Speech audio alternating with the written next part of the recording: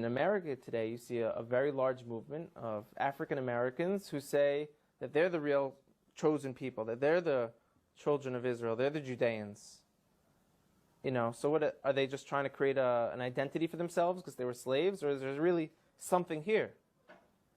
And the answer is, most likely there is something there.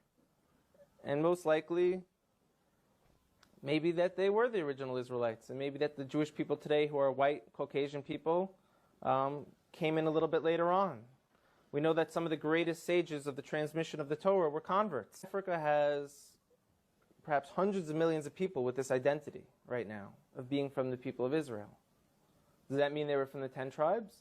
Likely not. We were taught by the historians and within our own traditions that when the Romans conquered Judea, a few hundred years after that the tribes of Israel went into exile, perhaps millions of Judeans were sold into slavery.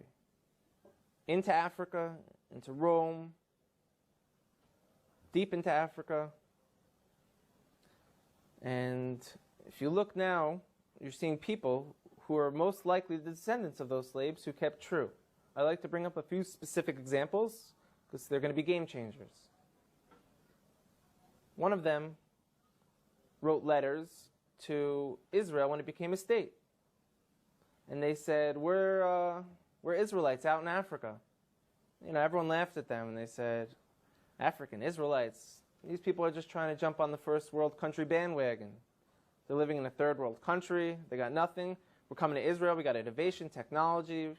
So they're trying to get on this train because there's such a thing called the right of return. All descendants of the Jewish people from around the world are able to move to Israel. So they said we are also. And everyone kind of laughed at them, like I said. And a few people took it serious and went out there and started studying them, learned about their culture. And a professor from Duke University went out there and did DNA testing on them. And he showed not only did they share Semitic genes from people who were in Yemen and back to the Middle East, these gentlemen, a large percent of them, have the Y chromosome to be Kohanim, to be priests. Now, if anyone who doesn't know, a priest is a specific family clan of the nation of Israel who come from Aaron, the brother of Moses, who was the first priest. And anyone descended from Aaron has the status title priest.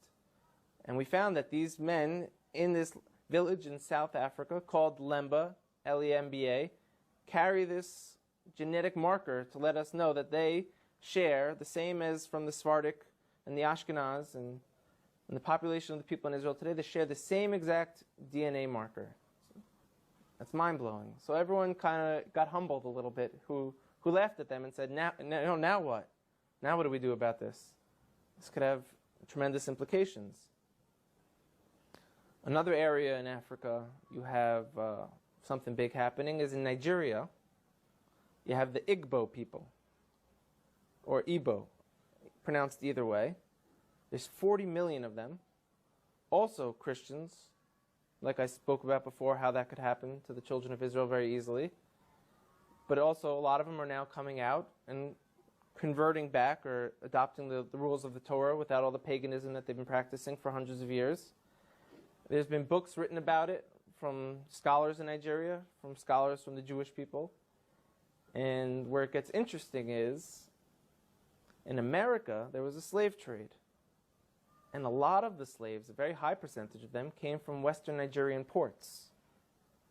And in America today, you see a very large movement of African Americans who say that they're the real chosen people, that they're the children of Israel, they're the Judeans. So what are they just trying to create an identity for themselves because they were slaves, or is there really something here? And the answer is, most likely there is something there. And most likely, maybe that they were the original Israelites, and maybe that the Jewish people today who are white, Caucasian people came in a little bit later on. We know that some of the greatest sages of the transmission of the Torah were converts from Rome. You have a man named Onkelos who wrote a commentary on the Torah, unprecedented, that we still learn today. He was a convert. Some of the largest pillars on the transmission today were Roman converts.